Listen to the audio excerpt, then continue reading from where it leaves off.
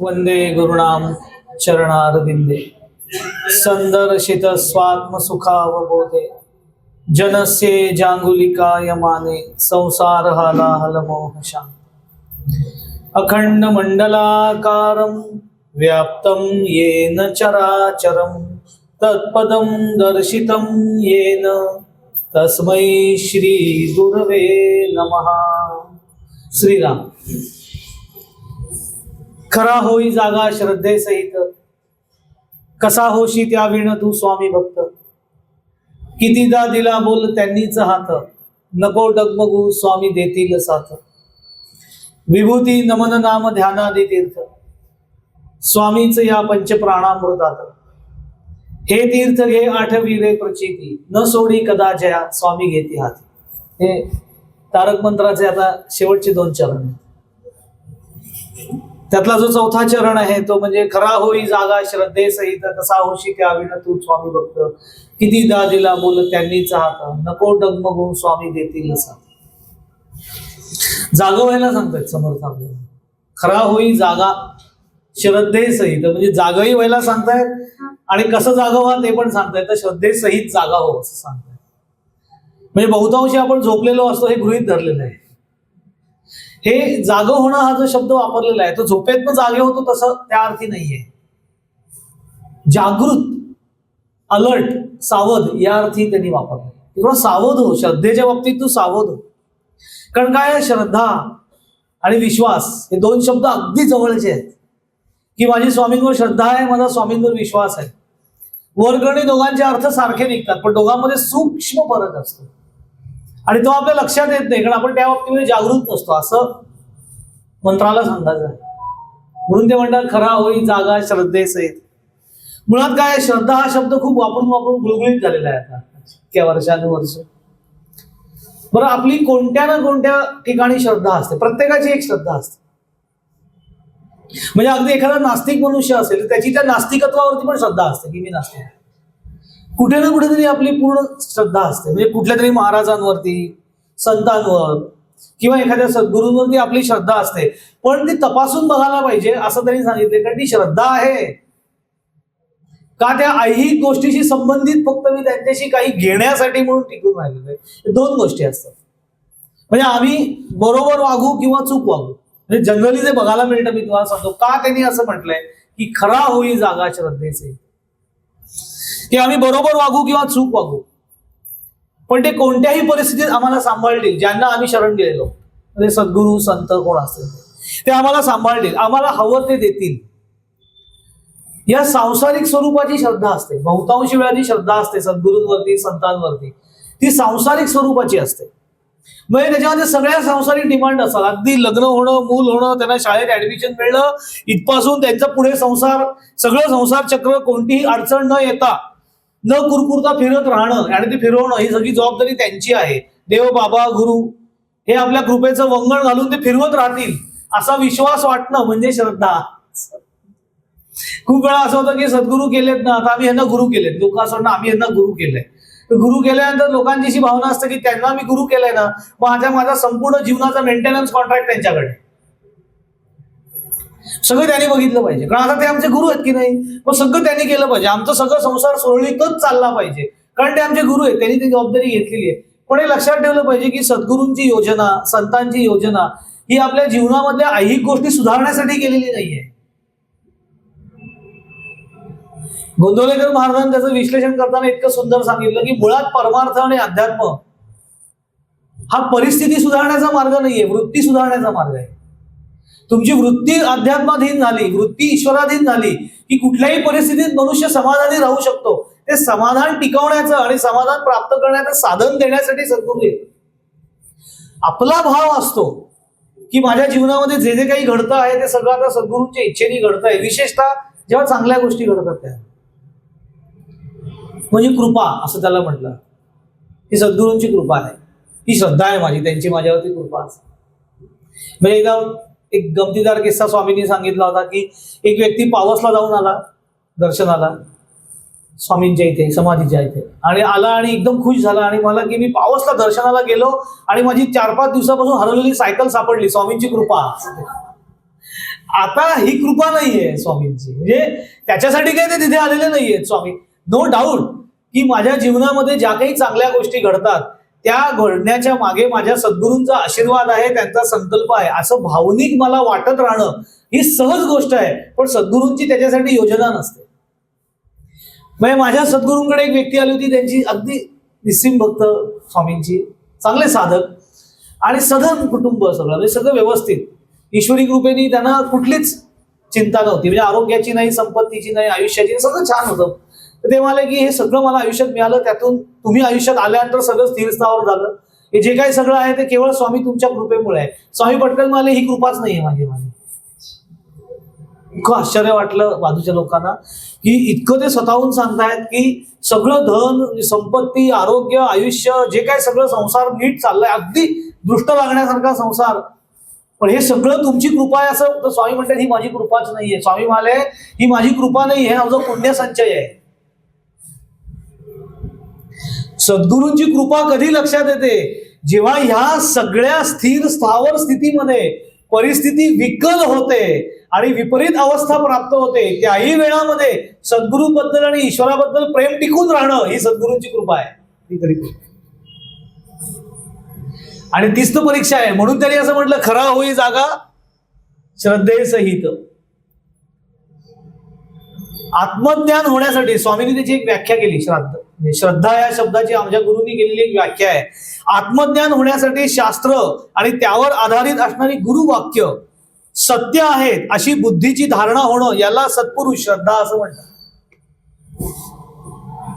तात्विक दृष्ट्या ही व्याख्या आहे. तत्वमसी असं सद्गुरूंनी सांगितलं की ते तत्व तू आहेस, की ह्याच्यावरती माझा पूर्ण ठाम विश्वास असणं, ते मी स्वीकारणं, याला श्रद्धा असं म्हणतात. आपण व्यवहारामध्ये अर्ज वगैरे भरतो की नाही एखाद्या, तेव्हा आपण खालती काय लिहितो? आपला विश्वासू. तिथे आपण आपला श्रद्धाळू असं लिहित नाही. श्रद्धा हा शब्द स्पष्टपणे ईश्वराशी संबंधित आहे, तो व्यवहाराशी संबंधित नाही. त्यामुळे श्रद्धा आली की तिथे ईश्वर संबंध आलेला आहे हे गृहीत धरून चाललं पाहिजे. किंबहुना ते तसंच आहे.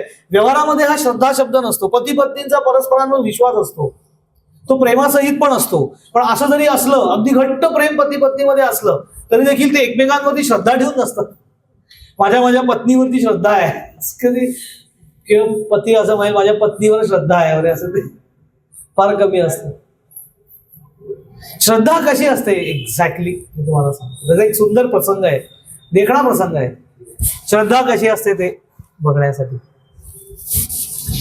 गुरुदेव रानडे, त्यांच्या लहानपणचा एक प्रसंग आहे. गुरुदेव रानड्यांचा, त्यांच्या आईंचे गुरु चिदंबर स्वामी, गुरुदेव रानड्यांच्या आईंचे गुरु चिदंबर स्वामी, त्यांच्याकडे ते त्यांच्या गुरूंकडे म्हणजे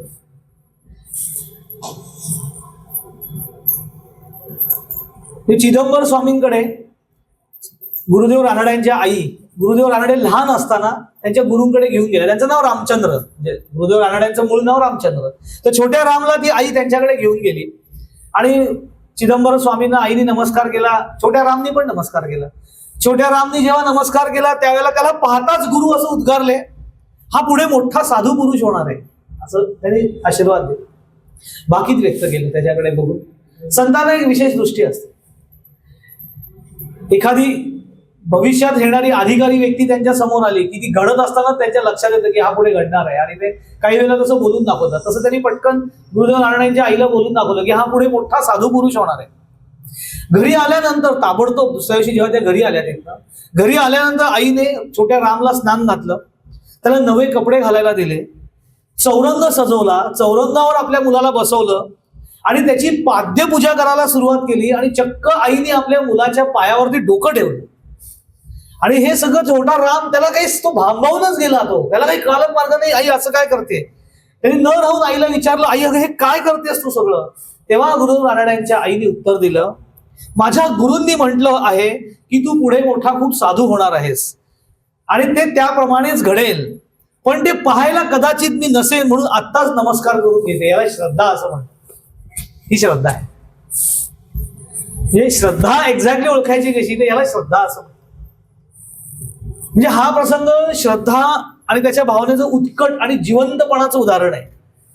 श्रद्धेच्या बाबतीत जागा हो असं म्हटलंय, खरा होई जागा श्रद्धेसहित. जागा हो असं म्हटलेलं आहे म्हणजे काय, सावध राहा. कारण आपण श्रद्धेच्या बाबतीत अजिबात सावध नसतो. पहिले 2 भाग आहेत त्याचे. श्रद्धेच्या बाबतीत सावध नसणं हे 2 भागामध्ये आहे. एक भावनिक पातळीवरती आहे आणि एक साधनेच्या पातळीवरती आहे. 2 गोष्टी आहेत त्याच्यामध्ये आणि या दोन्ही महत्वाच्या आहेत म्हणून त्या इथे सांगितलेल्या आहेत. कारण शेवटच्या चरणामध्ये तर प्रत्यक्ष साधना मार्गच सांगितलेला आहे ना. विभूती नमन नाम ध्यानादी तीर्थ.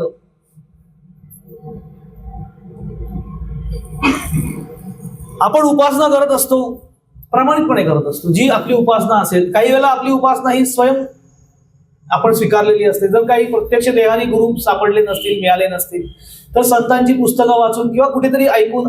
आणि मुळात काय, सगळ्यात सोपी साधना नाम साधना आहे.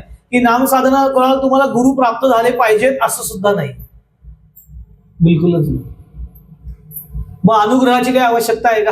काय काय लोक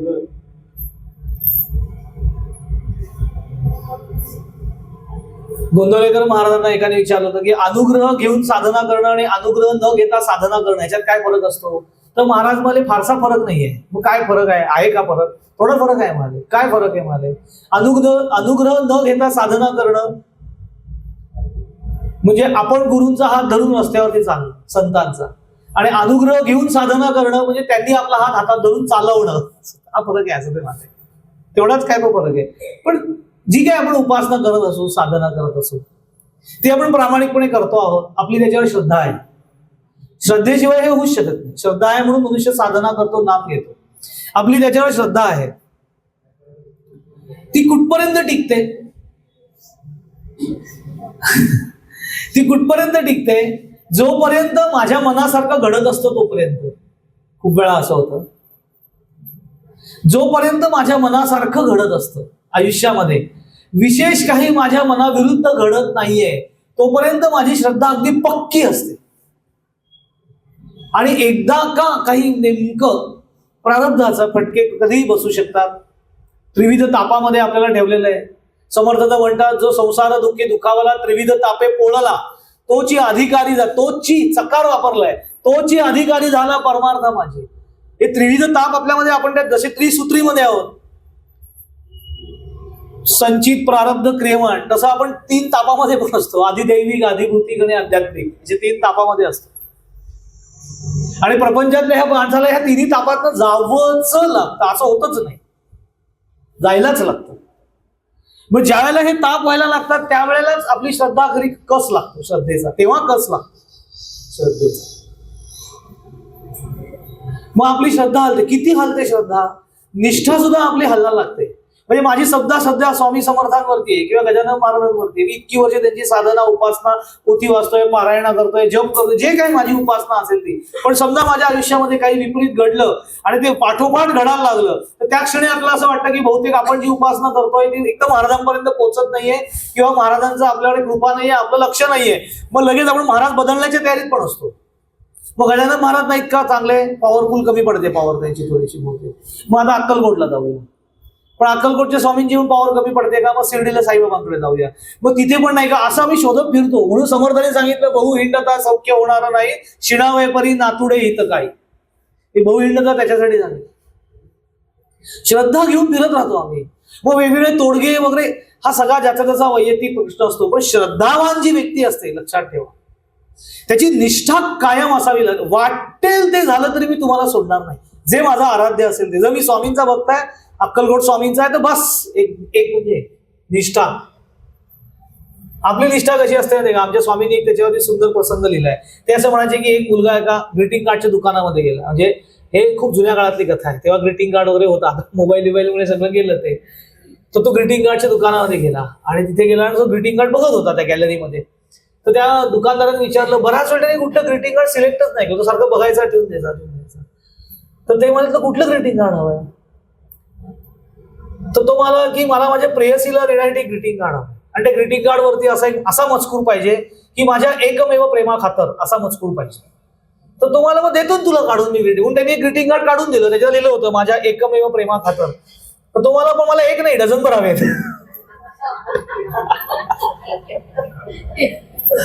याला निष्ठा नाही म्हणत. आपली निष्ठा अशी असते, माझ्या एकमेव स्वामीं खातर. किती स्वामी असतील काय सांगता येणार नाही, वेगवेगळे. एका ठिकाणी श्रद्धा असली पाहिजे, कारण श्रद्धेचा कस लागलाय. ते सांगितलंय ना, खरा होई जागा श्रद्धेसहित, खरा जागा हो श्रद्धेसहित. आणि स्वामी परीक्षा बघणार. लक्षात ठेवा, मी पहिल्याच दिवशी सांगितलं, आपण जितकं संतांच्या जवळ जाणार तितकी परीक्षा कडक पण होणार. मी कालच सांगितलं, जसं गुलाबराव महाराजांना का गुरुदेव रानड्यांना विचारलं होतं की संत सद्गुरू कसे असतात, तेव्हा ते म्हणाले पेटलेल्या निखाऱ्यासारखे असतात. तर म्हणे पेटलेल्या निखाऱ्यासारखे असतात म्हणजे काय, तर निखारा म्हणजे प्रज्वलित झालेला अग्नी. या अग्नी प्रज्वलित झाले म्हणजे ते ज्ञानाने प्रज्वलित झालेले असतात, तापलेले असतात ज्ञानाने. दुसरा अर्थ असा असतो की त्यांच्या जवळ गेलं की आपल्यामधलं जे हीण असतं ते जळून खाक शुद्ध होतं थोडक्यात. आणि तिसरी महत्वाची गोष्ट म्हणजे शेवटी तो निखारा आहे, त्याला हलक्यात घेऊ नका, फार जवळ जाऊ नका त्याच्या. कसं आहे, श्रद्धेची परीक्षा बघतात स्वामी. म्हणजे अगदी काही वेळेला काही साधकांच्या बाबतीमध्ये असं होतं की इतकी अतितटीचे प्रसंग आयुष्यामध्ये उभे राहतात की लोक श्रद्धेची, कारण सगळ्यात कस कधी लागतो लक्षात घ्या. हे का त्यांनी म्हटलंय की सावध हो, खरा होई जागा. जे म्हटले की तू जागा राहा, अलर्ट राहा श्रद्धेच्या बाबतीत. हे कधी कस पणाला लागतो, ज्या वेळेला आपल्या आयुष्यामध्ये काही अडचणी निर्माण होतात. एकीकडे आपली उपासना सुरू असते, आपली श्रद्धा असते आपल्या श्रद्धास्थानावरती, पण आपली श्रद्धा आपल्या श्रद्धास्थानावरती असून सुद्धा आपल्या आयुष्यामध्ये जे काही विपरीत घडायला लागतं ते जेव्हा इतरांच्या निदर्शनात येतं तेव्हा ते आपल्या श्रद्धेची खिल्ली उडवायला लागतात, तिथे आपला कस लागतो. एवढं करता स्वामींचं. तुमच्या बाबतीत कसं झालं, अहो काही नसतं, हे सगळं भंपकगिरी आहे, सुरुवात होते, लाईनच्या लाईन लागते याच्या मागे, असे सांगणार आहे. हे सगळं आपण गृहीत धरायचं की हे आपले सद्गुरूच करतात. ही परीक्षा असते अशाला, ते तपासून बघतात की तू किती माझ्या बाबतीत प्रामाणिक आहेस, तुझं खरंच माझ्यावरती, तू खरा माझ्यावरती अवलंबून आहेस का. पहिली मुख्य गोष्ट, खरा भार माझ्यावर टाकलेला आहेस का आपला दिखावा म्हणून जोपर्यंत मी देतोय. कारण काय असतं, आपल्याला हवं ते देणारा तो सद्गुरू असं आपल्याला वाटतं, पण आपल्याला हवं तर देणारा सद्गुरू कधीच नाही असं सगळे संत सांगतात. म्हणजे महाराजांना विचारलं होतं ना की खरा संत ओळखायचा कसा. म्हणजे समर्थांनी दासबोधामध्ये, ज्ञानेश्वरांनी काही ठिकाणी, तुकाराम महाराजांनी जी काही संतांची लक्षणं सांगितली ती सगळी अंतर्लक्षणं आहेत, म्हणजे त्यांच्या अंतरस्थितीची लक्षणं आहेत.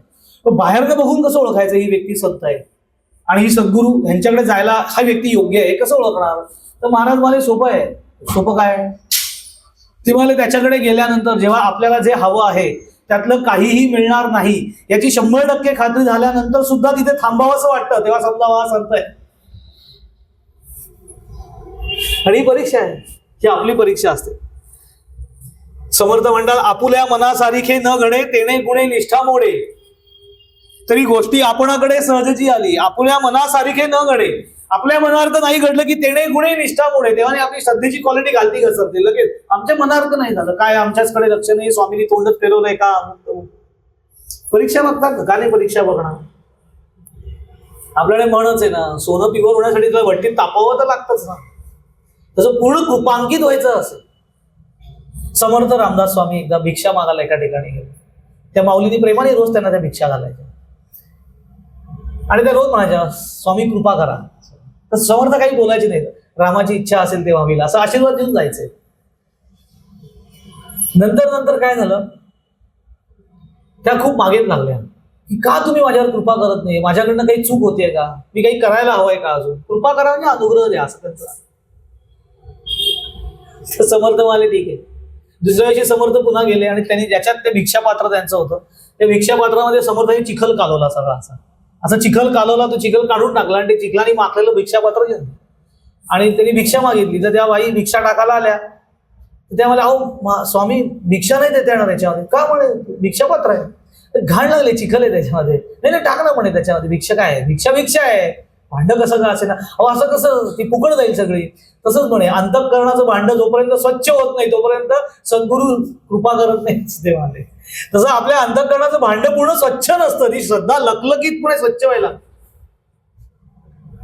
मग ते कृपा नाहीये असं नाहीये. म्हणजे प्रत्येक वेळेला काही आपली ती खूपच कडक परीक्षा बघणार आणि त्याच्यानंतरच ती कृपा करतील अशी भूमिका नसते, लक्षात ठेवा. असं काही गृहीत धरून चाललं नाही पाहिजे. पण तरी देखील श्रद्धेचा स्वीकृती पाहिजे. लक्षात ठेवा, आपल्या आयुष्यामध्ये जे जे काही घडेल ना, जे घडतं चांगलं वाईट काय असतं, चांगलं घडल्यानंतर स्वीकारण्याची फारशी ताकद लागत नाही. कुठलीही गोष्ट चांगली जेव्हा घडते तेव्हा ती स्वीकारण्याची फार शक्ती लागत नाही. पण जेव्हा मनाविरुद्ध विपरीत घडते तेव्हा ती ठीक आहे, मी स्वीकारली आहे, याच्यासाठी शक्ती फार लागते. आणि ती शक्ती पुरवताना तीच तर श्रद्धा आहे. बाहेर टाकावं त्यांच्या आपल्या आयुष्यात. आणि आपल्या उद्योगामुळे नाही, लक्षात ठेवा. म्हणजे आपल्याच कर्मामध्ये आपणच काहीतरी वेडवाकडं वागतो आणि त्याचा परिणाम भगवंतावरती नाही ठेवायचा. अनाकलनीय पद्धतीने काही वेळेला अडचणी आपल्याला, त्याच्यावरती ना माझ्या सद्गुरूंनी एक फार सुंदर उदाहरण दिलेलं आहे. एक रामायणातला प्रसंग आहे, एक कृष्ण कथेतला प्रसंग आहे. म्हणजे प्रसंग इतका देखणा आहे की राम, लक्ष्मण, भरत, शत्रुघ्न लहान असताना एकत्र खेळत होते एकदा. आणि अचानक भरत आणि शत्रुघ्न दशरथाकडे गेले तक्रार घेऊन. दादाची तक्रार आहे. काय तक्रार आहे? दादाबद्दल आमची तक्रार आहे, म्हणजे रामाबद्दल. काय रामाबद्दल तक्रार आहे? काय आहे? राम खोटं खेळतो म्हणे. तर दशरथाला राम आणि खोटं हे कधी विरुद्ध आहे, कॉन्ट्रडिक्टरी क्वेश्चन आहे, असं होऊच शकत नाही. राम म्हणजे सत्य आणि सत्य म्हणजे राम.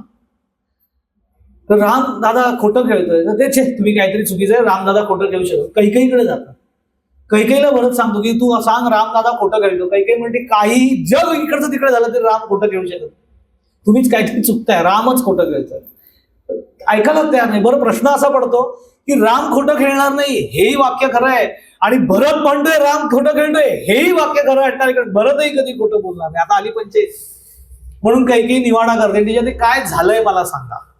मग त्याच्यावरती हे तीन भावंड सांगतात, काय होतं, आम्ही राज्य खेळत असतो तर कधी कधी राज्य आमच्यावरती येणार असतं, पण राज्य आमच्यावरती आलं तर आम्हाला दुःख होईल, म्हणून रामदादा खोटं खेळतो आणि राज्य स्वतःवरती घेतो. असं तो खोटं खेळतो. हा रामायणातला एक प्रसंग आहे. ते रामाचं व्यक्तिमत्व आहे. आता ह्याच्या बरोबर उलट भगवान श्रीकृष्ण आहेत, त्यांच्या बाललीला आहेत. भगवान श्रीकृष्ण स्वतः लोणी खाणार चोरून. ते चोरून खाल्लेलं लोणी इतकं बरबटवून तोंडाला खाणार आणि आपल्या बरोबर प्रेमाने इतर सवंगड्यांना भरवणार, त्यांना आपलं तोंड पुसारा सांगणार आणि गोपीनी पकडलं की सांगणार की ह्यांची तोंड भरलेली आहेत, हे लोणी खातात आणि मला भरवतात, तू मला पकडतेस.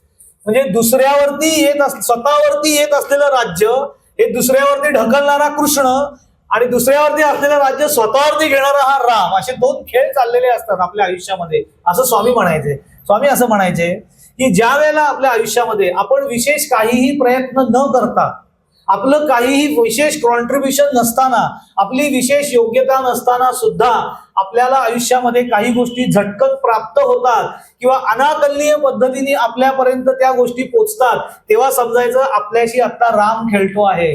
पण मी अथक प्रयत्न करून सुद्धा, प्रामाणिकपणे सगळ्या गोष्टी अवलंबून सुद्धा ज्या वेळेला माझ्या हातातोंडचा घास पळवला जातो, विपरीत परिस्थिती निर्माण केली जाते, तेव्हा समजायचं माझ्याशी कृष्ण खेळतो आहे.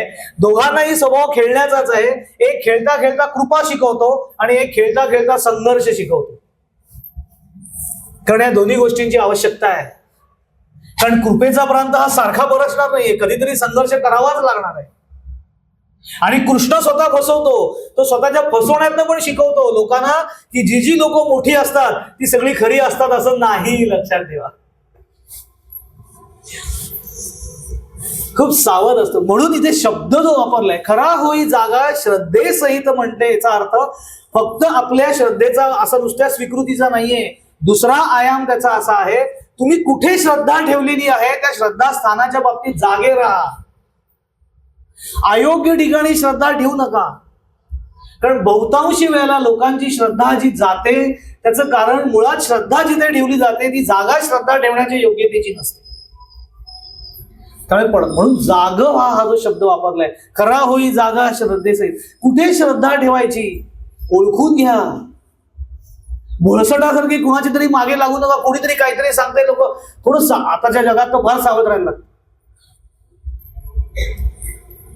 आपण ऐकतो ना बंधू बाबांचे प्रकरण सगळे ऐकतो. बरं तुम्ही बघा, त्यांच्याकडे सगळे बळी ठरलेली लोक काय अशी अडाणी लोक असं नाहीये, सगळा सुशिक्षित समाज पण असतो. कारण का आमचा अभ्यास नाही, आम्ही जागे नाही. वाचा ना दासबोध, तो एक समास वाचा, आपल्याला कळेल सद्गुरू म्हणजे काय, साधू म्हणजे साधूंची तुम्हाला सगळ्या अध्यात्मातल्या व्याख्या बघायच्या असतील ना तर दासबोध उघडावा. प्रत्येक गोष्टीची व्याख्या आहे. शिष्य म्हणजे काय, साधक म्हणजे काय, सिद्ध म्हणजे काय, साधू म्हणजे काय, सद्गुरू म्हणजे काय, सद्गुरू ओळखायचा कसा, समर्थांनी लक्षणं सांगितलेली. मुख्य सद्गुरूंचे लक्षणं आधी पाहिजे विमळ ज्ञान, निश्चयाचे समाधान, याही पेक्षा पलीकडे जाऊन सांगितलं स्वरूप स्थिती. जे जे करामती दाखविती तेही गुरु म्हणीच येती, परंतु सद्गुरु नव्हे ती मोक्षदाते.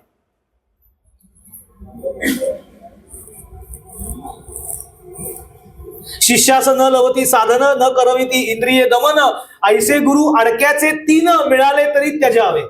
क्लिअर कट, एवढं कोणी स्पष्ट दिलेलं नाही.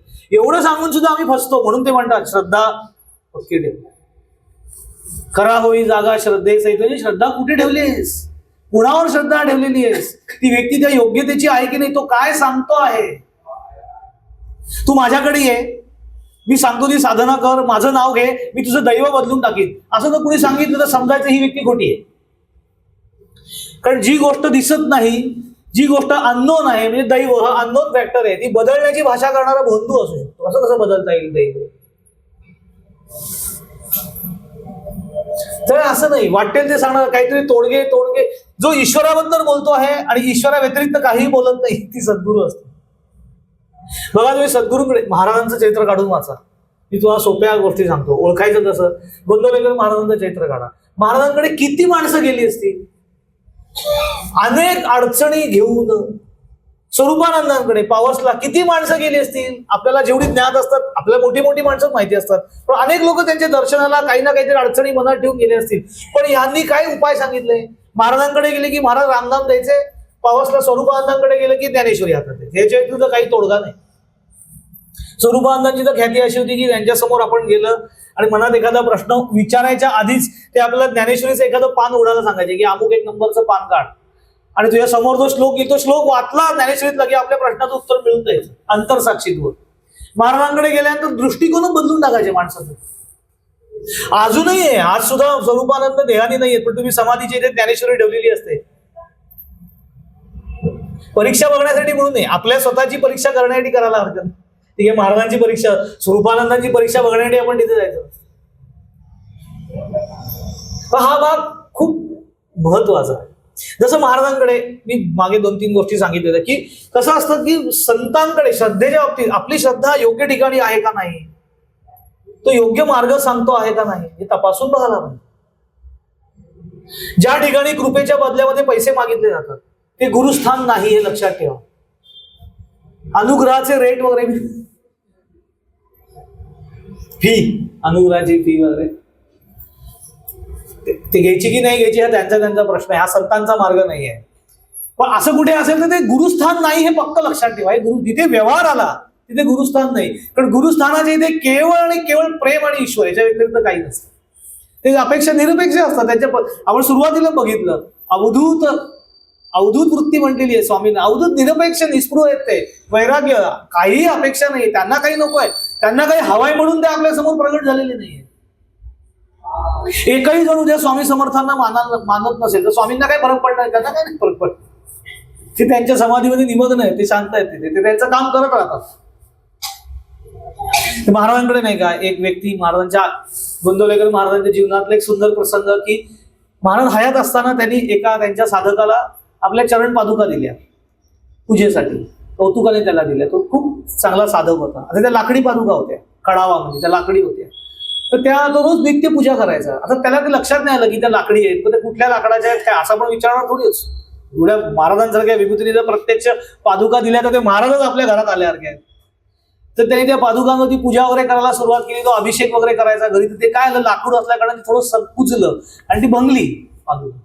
तर पादुका भंगली, त्याला एकदम आपल्याला टेन्शन येतं. पादुका भंगली, मूर्ती भंगली की आपल्याला वाटतं काहीतरी आता आपल्या आयुष्यात भंगणारच आहे बहुतेक. कारण आपल्याला देवाची भीती असते.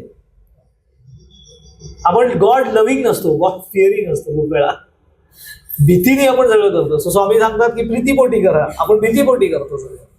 तर तो घाबरला एकदम.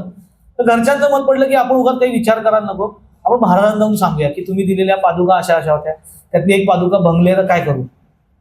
भीती वाटली त्याला की काहीतरी विपरीत तर घडणार नाही ना, म्हणजे आपल्या बाबतीत किंवा आपल्या सद्गुरूंच्या बाबतीत काही विपरीत घडणार नाही ना, हे जास्त त्याला ताण आला होता.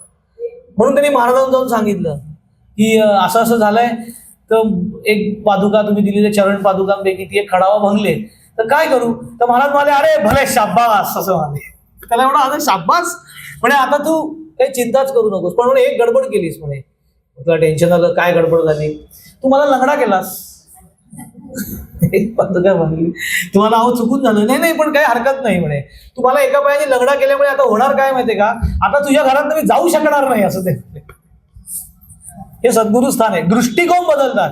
हे दुसऱ्या कुठल्या बुवा माझ्याकडे गेले, अरे बापरे पादुका मागल्या, ही शांत कर, हा यज्ञ कर, हे भंग कर, हे दान दे, हे मलाच दे.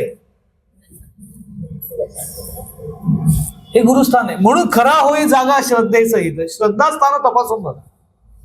चुकीचं मार्गदर्शन नाही अजिबात. कलावती आई होते ना, कलावती आई, अफाट चरित्र आहे आईचं. घेऊ आपण काहीतरी आईंवरती फक्त. आईंकडे ना एकदा त्यांची एक भगिनी गेल्या शिष्या, आणि थोड्याशा नाराज झालेल्या होत्या. तर आई म्हणे, काय नाराज का झाले? त्यांना नुकतंच त्यांना काही महिन्यापूर्वी त्यांचं बाळणपण झालं होतं, छान त्यांना मूल झालं होतं, आणि त्या काही दिवसांनी जरा बाहेर पडायला लागल्यानंतर आईकडे आल्या दर्शनात. आई मला काय कसं आहे बाळ वगैरे चौकशी केली, ते सांगितलं छान आहे वगैरे. नाराज का दिसते, चेहरा का असं पडला, एवढं छान मूल आहे तुला, गोंडच झालाय त्याचं. काय हो म्हणे आई, मी इतकी कृष्णाची उपासना केली, तुमच्याकडे येते, हरी मंदिरामध्ये येते, भजन वगैरे करते, पण म्हणे तरी देखील म्हणे मला प्रसूतीच्या वेळेला किती त्रास झाला. काय झालं म्हणे, मला पोट फाडून मूल काढावं लागलं, म्हणजे सिझरिंग करावं लागलं. असं त्या काळामध्ये सिझरिंग वगैरे म्हणजे खूप ते. तर त्या मला मग याच्यात खट्टू होण्याचं काय आता होतं असं. ते नाही नाही म्हणे, असं कसं, मला केवढा त्रास त्याच्यामुळे सहन झाला, किती खर्च झाला, असं त्या माझ्या आई. काय आई एकदम म्हणजे आईच त्या. आई म्हणाले, अगं पण त्याला कृष्ण काय करणार, तू ती डिमांडच केली होती म्हणून कृष्णानं तसं पुरवलं. तर म्हणे मी काय डिमांड केली कृष्णाकडे?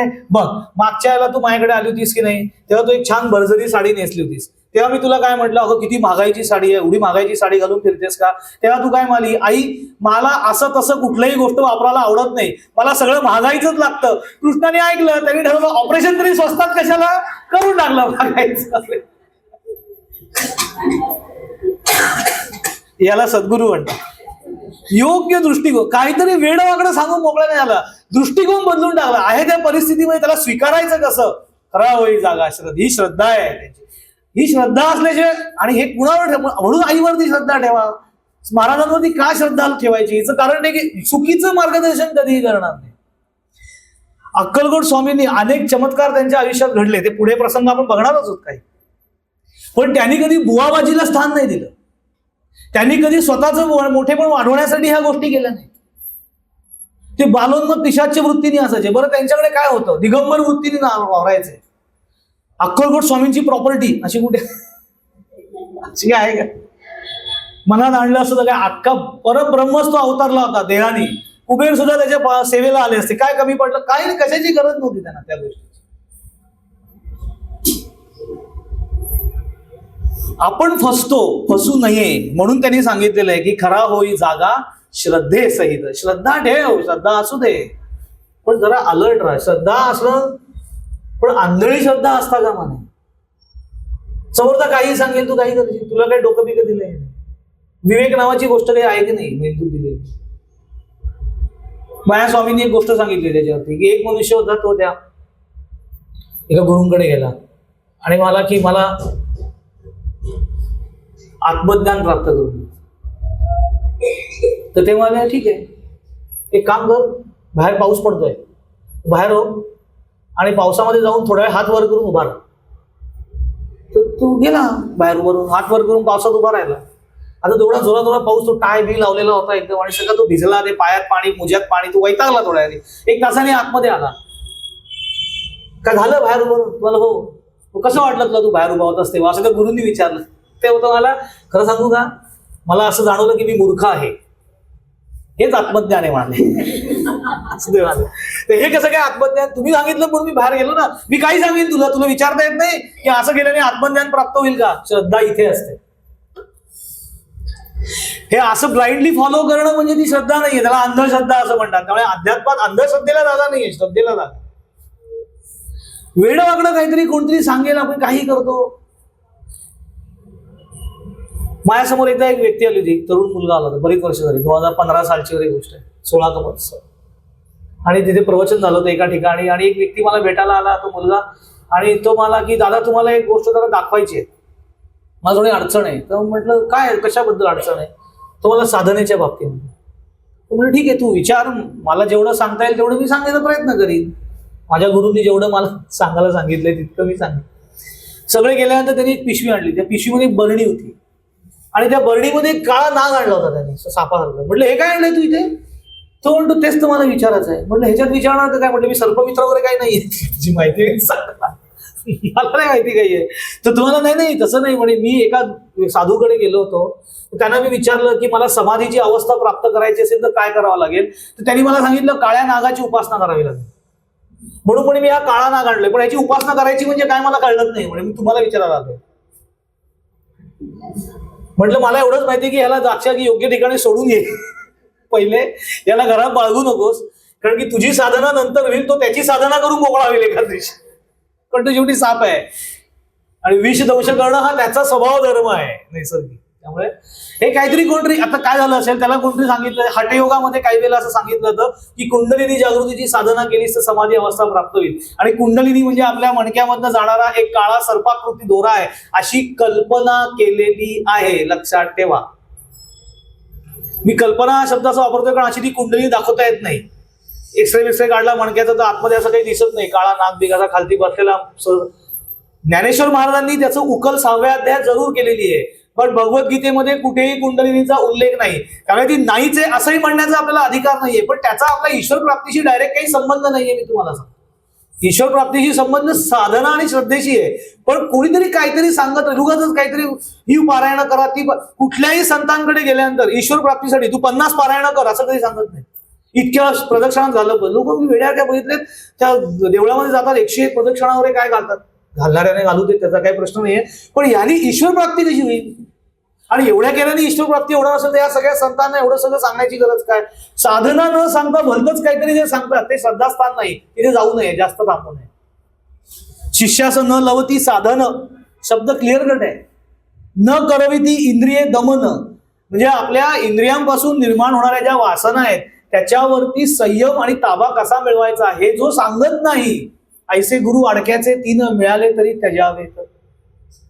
नाही तर फसवणूक होते. काय होतं, हे का स्वामींनी इथे उल्लेख केलेला आहे, खरा होई जागा श्रद्धेसहित. चुकीच्या ठिकाणी श्रद्धा ठेवून जर आम्ही उपासना केली तर एक टप्पा उपासनेमध्ये असा होतो की हाती काहीच लागत नाही, निराशा पदरी पडते, आणि एखादा चांगला साधक त्या आयुष्यामध्ये साधनेला मुकू शकतो. म्हणून सावध राहा, ती वेळ आपल्यावरती येऊ नये. म्हणून खरा होई जागा श्रद्धेसहित. मग पुढे ते असं म्हणतात की अरे श्रद्धा ठेव ना, एकदाच श्रद्धा ठेवलीस ना, कितीदा दिला बोल त्यांनीच हात, नको डगबगू स्वामी देतील साथ. कितीदा दिला बोल त्यांनीच हात. हे आत्मपरीक्षण सांगितलेलं आहे आपल्याला श्रद्धेच्या बाबतीत. श्रद्धा टिकून ठेवण्याची असेल तर आत्मपरीक्षण कर. असं कधीच घडलं नाही का रे की तुझ्या आयुष्यामध्ये स्वामींनी कधी तुला हात दिला नाही का? सतत सगळं वाईटच घडलं, त्या वाईटात काही तुझी दृष्टी त्याची नसेल, सगळं कसं वाईट घडेल. आणि जरी समजा सगळं काही वाईट घडत तरी इथपर्यंत आलास ना, तो कुणी आणला? खरा होई जागा श्रद्धेसहित, कसा होशील त्यावेळी तू स्वामी भक्त, कसा होशील त्याशिवाय तू भक्त. श्रद्धा जर का तुझी पक्की नसेल तर तू भक्त कसा असशील त्यांचा? भक्त म्हणजे काय? भगत आणि भक्त याच्यामध्ये फरक आहे. भोग भूमिका ठेवून उपासना करणाऱ्याला भगत म्हणतात, आणि ईश्वरावरती प्रेम ठेवून म्हणजे साधना करणाऱ्याला भक्त असं म्हणतात. ईश्वरावरती प्रेम असलं पाहिजे, त्याला भक्ती असेल. ते एकदा नारद मुनी आणि भगवान श्रीकृष्णामध्ये असा संवाद झाला की कृष्णाला ते म्हणाले की तुला वृंदावन मधल्या गोपींबद्दल इतकं प्रेम का? जितकं आमच्याबद्दल तुला प्रेम वाटत नाही तितकं त्यांच्याबद्दल तुला प्रेम का वाटतं?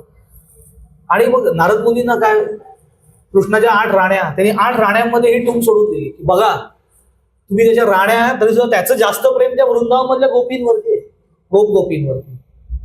तुम्ही त्याची एवढी इथे राहून सेवा करताय, त्या इथे आहेत तरी का? ते आता तिकडे, हा इथे द्वारकेत आहे तरी ह्याचं लक्ष तिकडे, ह्याचं सगळं भान त्यांच्याकडे असतं. असं कसं? तुम्ही विचारा त्याला एकदा. तर कृष्णाला कळतं की ठीक आहे. मग एक दिवस काय होतं, भयंकर पोटात दुखायला लागतं कृष्णाच्या, अगदी गडाबडा लोळायला सुरुवात करतो. सगळे चिंता क्रांत, काय करायचं काय करायचं. ह्या वैद्याला बोलव त्या वैद्याला बोलव, उतारच पडायला तयार नाही. आता उसना औषध आणलंय म्हटल्यावरती उतर कृष्ण आहेत शेवटी. ती इतके रडायलाच लागले आणि काही काही केल्या सुद्धा, सगळ्या राण्या जमल्या. मग आमचे आले साहेब नारद मुनी तिथे, ज्यांनी हे सुरुवात केली होती ते आले तिथे. आणि ते तिथे आले आणि ते मला भगवंता, त्यांना लक्षात आलं अरे भगवंता हे काय चाललंय. तर ते मला काय चाललंय, काय पोटात दुखतंय, आता उपाय करा. ते मला तुम्हीच सांगा आता उपाय, आम्ही थकलो उपाय. तेव्हा जो कोणी भक्त आपल्या पायाची धूळ, चरण धूळ माझ्या कपाळाला लावेल, ती धूळ लागल्यानंतरच माझा पोटसूळ थांबेल. म्हणून सगळे तयार होतात, आम्ही देतो. थांबा, अजून वाक्य पूर्ण नाही झालेलं. माझं पोटात दुखायचं थांबेल, पण जो आपल्या पायाची चरण धूळ माझ्या कपाळाला लावेल त्याला पुढची 100 वर्ष नरकात सडावं लागेल. सगळे मागे, सगळे मागे. मग गोपी एक येते वृंदावनची आणि ती सांगते की माझ्यापर्यंत ही बातमी आलेली, मी माझ्या पायाची चरण धूळ आणली. मग तेव्हा नारद मुनी म्हणतात अगं चरण धूळ लावू आपण त्याला, तुला त्याचा अट माहितीये ना की त्याच्या बदल्यात तुला 100 वर्ष नरकात सडावं लागेल. त्याच्यावरती गोपी म्हणते माझ्या पायाच्या धुळीने जर का माझा कृष्ण बरा होणार असेल तर 100 वर्ष नाही, मी हा जन्म नरकात खितपाक पडायला तयार आहे. त्याला म्हणतात श्रद्धा, ह्याला भक्त म्हणतात. आणि आपली अशी परीक्षा बघतो भगवंत, तीच तर परीक्षा असते. म्हणून तरी जोडून म्हटलेलं आहे, करा होई जागा श्रद्धे सहित, कसा होशी त्या वेळ तू स्वामी भक्त. कितीदा दिला बोल त्यांनीचा हात, नको डगमगू स्वामी देतील साथ. अरे देतात ते साथ, पण धीर धर. सुंदर प्रसंग आहे. ते कसे धावून येतात. एक नाथोबा शेखदार नावाचे त्यांचे भक्त होते. नाथोबा शेखदार सत्वशील, निष्ठावान, अगदी प्रामाणिक माणूस, अक्कलकोट मधले. स्वामी समर्थांचे निश्चित भक्त. स्वामी हयात असतानाची, देहानी असतानाची गोष्ट. अक्कलकोट संस्थानचे ते खजिनदार होते, ट्रस्टी. त्यावेळेला मोठी जबाबदारी, संस्थानचे ट्रस्टी म्हणजे खूप मोठी जबाबदारी. ते ट्रस्टी होते आणि इतके प्रामाणिक होते, त्यांच्यावरती राजेसाहेबांचा पूर्ण विश्वास. त्यामुळे ते गावात तसे लोकांमध्ये प्रसिद्ध पण होते की हा अतिशय चांगला आणि हिशोब ठेवणारा माणूस. आणि त्यामुळे महाराजांच्या मर्जीतले, संस्थानिकांच्या. आता काय असतं, एखादी खूप व्यक्ती चांगली असेल, साहेबाच्या मर्जीत असेल, तर आजूबाजूच्या लोकांना आपोआप पोटसूळ व्हायला सुरुवात होते. असे पोटदुखी खूप असते लोकांना.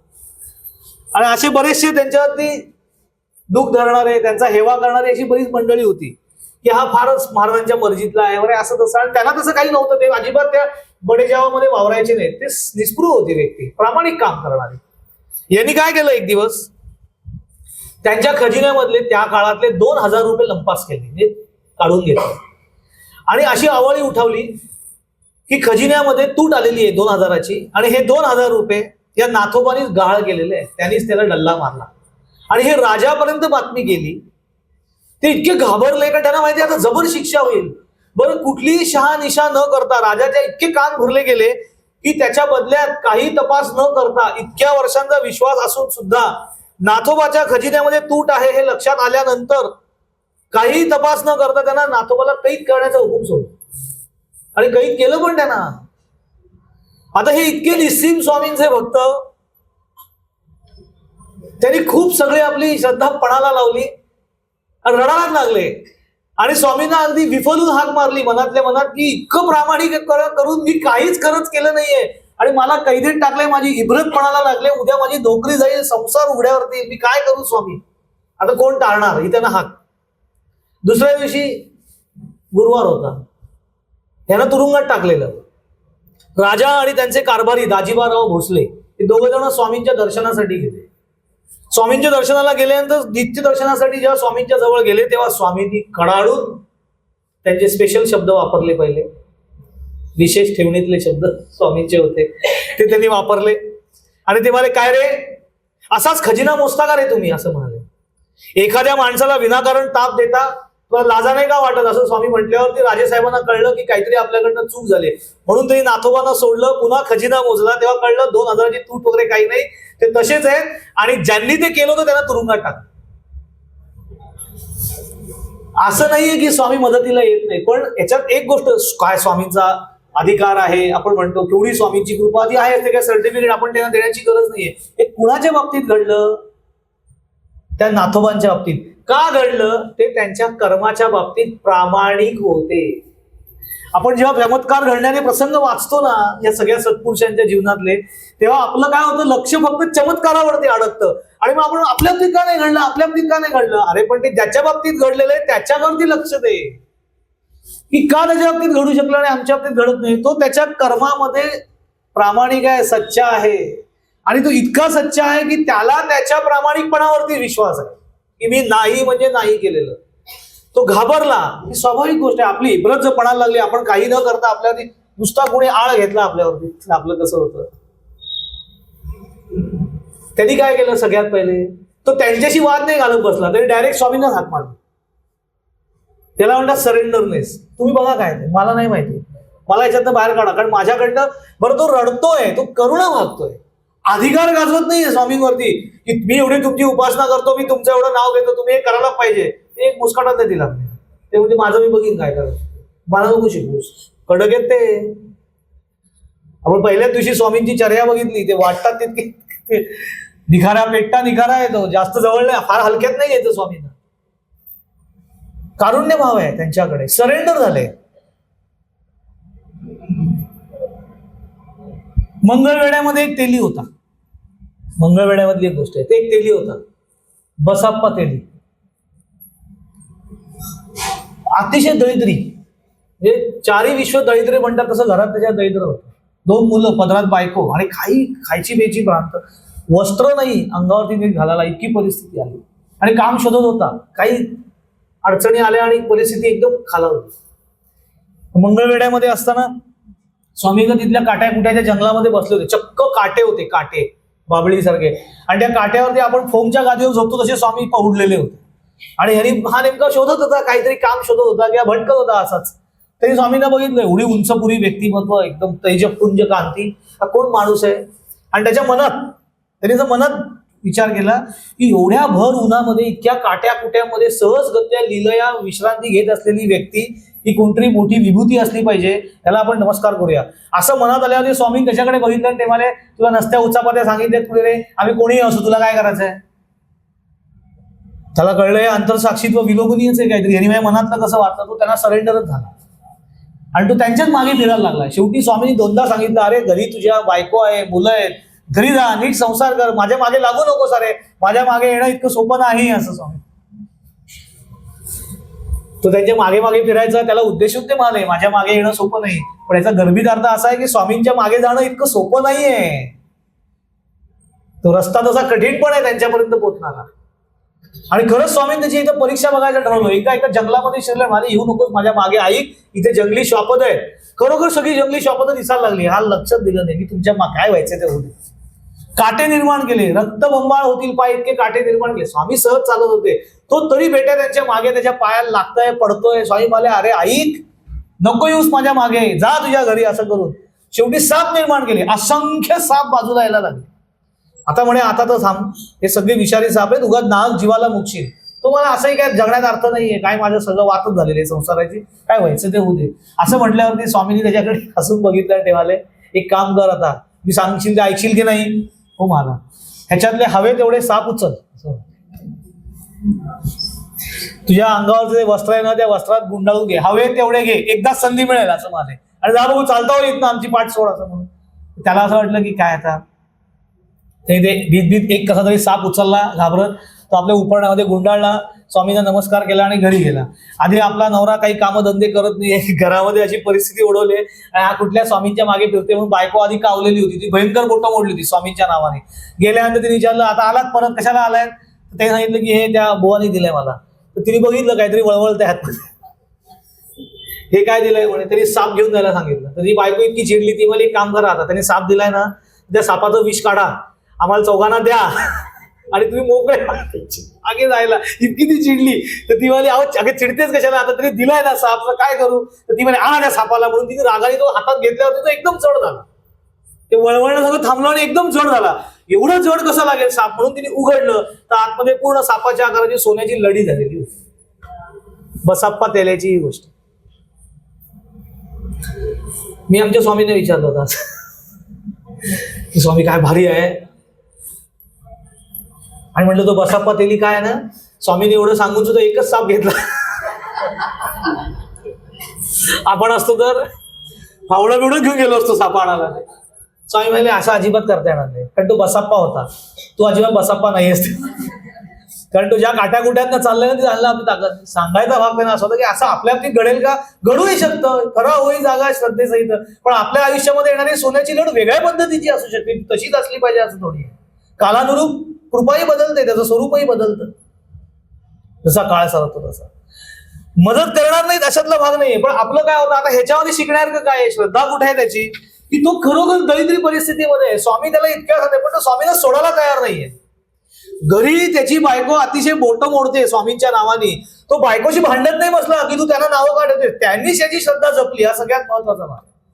आमच्याकडे असा कोणी विरोध केला की आमची श्रद्धा राहते बाजूला, आम्ही त्याला कसं पटलं पाहिजे ह्याच्यामध्ये अख्खं जीवन घालवतो. जाऊ दे त्याला, नसेल पटत तर नसेल पटत, काय हे आमच्या ह्यांना अजिबात नाही, देवा देतात त्यांना नसू दे, तुला आहे ना बाद झालं ना, किंवा आमच्या हिला काही नाही असं ते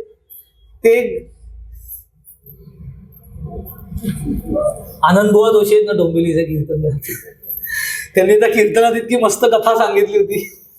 ते असं म्हणाले की म्हणे त्यांनी ती कथा सांगितली, कदाचित ती त्यांच्या कीर्तनात घडली असण्याची शक्यता आहे. ते म्हणाले एकदा कीर्तन चालू असताना कीर्तन झालं आणि एक गृहस्थ बुवांना भेटायला गेले, आणि काय कीर्तन छान करता वगैरे सगळं कौतुक केलं, आणि ते म्हणाले की मी आज नमस्कार करून घेऊ का, कारण मी उद्यापासून 4 दिवस कीर्तनाला येणार नाहीये. तर ते म्हणाले का बरं येणार नाहीये, ते म्हणाले काय माझ्या घरी मला नातवाला सांभाळण्याची आमच्या दोघांवर जबाबदारी असते, तर 4 दिवस मी कीर्तनाला आलो, तर आमच्या हिने नातवाला सांभाळलंय, तर आता 4 दिवस मी सांभाळणार आहे, ती इथे कीर्तनाला येणार आहे. बरं म्हणाले, नाही म्हणे तुम्ही जे काय आता सांगितलं ना ते जरा पुन्हा सांगा, आमच्या हिच्या कानावर पडू दे जरा. बुवा म्हणाले ठीक आहे, आता काय बुवांना काय काय ऐकायला लागतं. दुसऱ्या दिवशी त्यांची पत्नी आली, 4 दिवस तिने कीर्तन ऐकलं, 4 दिवसानंतर ती म्हणाली मी नमस्कार करायला येऊ का, कारण आता 4 दिवसांनी माझे हे येतील. तर ती म्हणाली, त्याला लगेच लक्षात आलं, अच्छा म्हणजे आता तुम्ही मुलाला सांभाळणार का असं नातवाला. ते म्हणाले हो, पण तुम्ही आता जे 4 दिवस सांगितलं ना ते पुन्हा सांगा, ह्यांना कळू दे जरा. आपली श्रद्धा अशी असते, असं नाहीये हे तर बोल नाही जन असं, हे अवघे आपण असं समर्थ म्हणतात तसं आहे. हे आपल्याकडे आपण ते चमत्कार, बसाप्पा तेल्याला काय लढ मिळाली, आपल्याला अशी का लढ मिळत नाही, बसाप्पा तेल्यासारखी आपली श्रद्धा नाहीये म्हणून. बरं, स्वामी मुख्य प्रश्न असा असतो तारक मंत्र म्हणत असताना की इथे म्हटलेलं आहे की कितीदा दिला बोल त्यांनीच हात, नको डगमगू स्वामी देतील साथ. पहिला प्रश्न असा पडतो की हे सगळे जे प्रसंग आपण वाचतो हे सगळे प्रसंग स्वामी देहरूपाने असताना घडलेले, पण आता स्वामी नाहीयेत ना. आणि ही तर गोष्ट खरी आहे की स्वामींनी समाधीत देह ठेवलेला आहे. आपण बुधवार पेठेमध्ये अक्कलकोटला गेलो तिथे त्यांची समाधी आहे, की ब्रह्मानंद गुहा आहे त्या समाधीचं नाव आहे. तिथे सहजासनामध्ये स्वामींचा देह ठेवलेला आहे. मग आता हे आपली कसं घडेल, कारण ते देहारी नाही आहेत. पण लक्षात ठेवलं पाहिजे स्वामींनी स्वतः सांगितलेलं आहे. रामानंद बिडकर महाराज, त्यांना जेव्हा स्वामींनी आज्ञा केली, कृपा केल्यानंतर स्वामींनी रामानंद बिडकर महाराजांना सांगितलं नर्मदा परिक्रमेला जा, नर्मदा परिक्रमा कर. तेव्हा नर्मदा परिक्रमेला गेले. ते तिकडे परिक्रमा करत असताना इकडे 30 एप्रिल 1878 रोजी अक्कलकोट स्वामींनी आपला देह समाधीमध्ये विसर्जित केला. कालांतराने, आता त्या काळामध्ये जुन्या काळातली गोष्ट आहे त्यामुळे नर्मदा परिक्रमा करत असताना तिथपर्यंत त्यांना जेव्हा ती बातमी पोहोचली तेव्हा बराच काळ गेलेला होता. आणि तिथे त्यांना बातमी गेली की इकडे त्यांच्या सद्गुरूंनी अक्कलकोट स्वामींनी महानिर्वाण केलेलं आहे देहानी. ते इतके विकल झाले आणि ते एकदम व्यथित होऊन तिथेच थांबले जिथे होते तिथे. महेश्वर गाव म्हणून होतं नर्मदा परिक्रमेत लागणार, त्या महेश्वर गावी ते होते बिडकर महाराज. ते तिथेच थांबले, एकदम हतबलत झाले, कारण की त्यांना सांगितलं होतं की तू नर्मदा परिक्रमा करून ये म्हणजे आल्यावर मी तुला भेटीन असा त्यांचा ग्रह होता म्हणजे देहानी.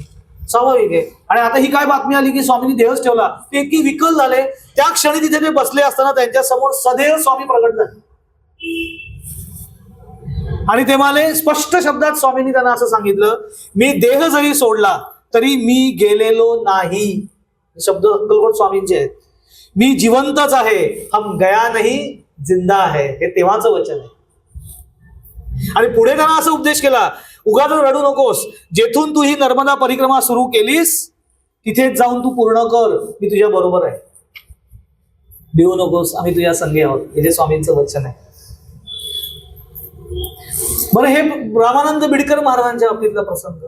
असं वाटेल बिडकर महाराजांच्या बाबतीत ठीक आहे, तिथं काय बिडकर महाराज म्हणजे काय ते उत्तराधिकारी असल्यासारखे स्वामींचे अधिकारी पुरुष, सामान्य नाहीच आहेत, तर त्यांना सदैव दृष्टांत दिला तर काय स्वाभाविक आहे.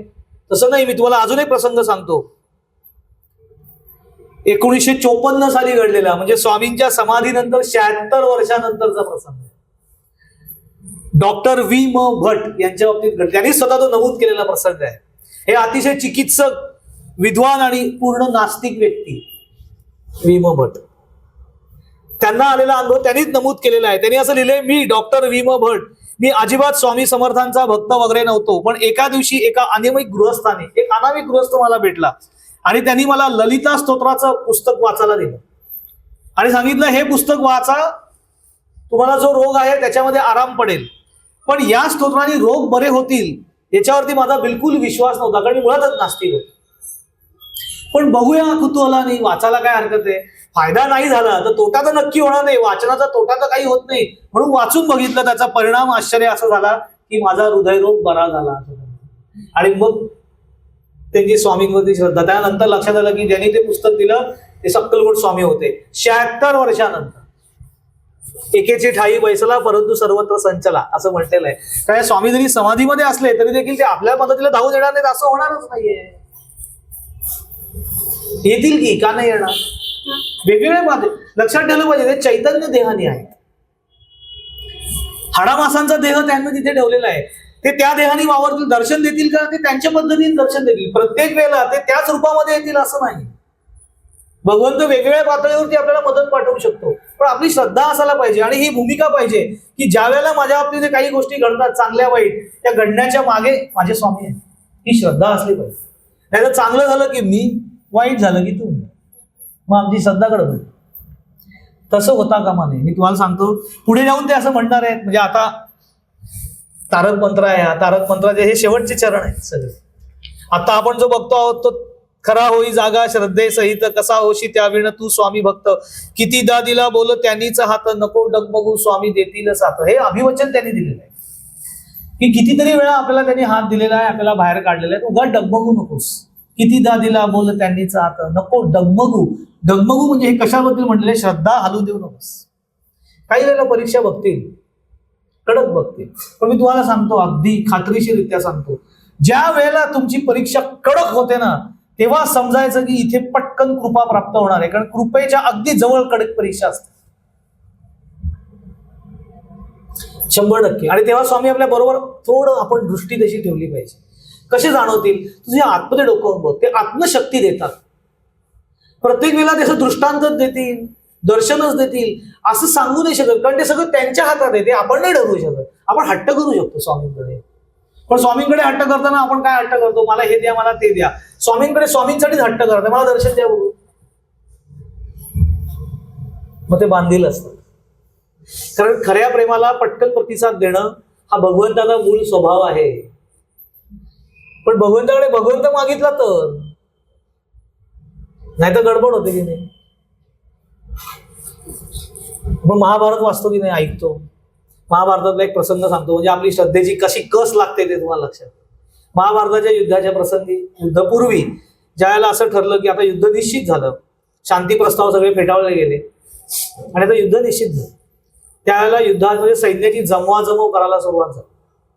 जमवाजमव करायला सुरुवात झाल्यानंतर भगवान श्रीकृष्ण कुणाच्या बाजूनी लढणार याच्यासाठी दुर्योधनाला, शकुनीने दुर्योधनाला पाठवलं, तू कृष्णाकडे जा, कारण कृष्णाकडे नारायणी सेना होती जी अजिंक्य होती. आणि अर्जुन पण गेला. आता प्रसंग साधारण आपल्याला माहिती आहे, पण तुम्हाला त्यातलं मी बारीक गोष्टी सांगतो, श्रद्धेशी संबंधित कशा आहेत, परीक्षा कशी बघितली जाते. अर्जुन गेला, त्याच्या आधी दुर्योधन जाऊन बसलेला होता. दुर्योधन पहिला आला. अगदी हा महाभारतातला लिखित पुरावा की अर्जुनाच्या आधीच दुर्योधन आलेला होता आणि तो आला. भगवान श्रीकृष्ण तेव्हा विश्रांती घेत पहुडलेले होते, त्यामुळे आगंतुकपणे त्यांना उठवणं बरोबर नाही इतकं दुर्योधनाला कळलं.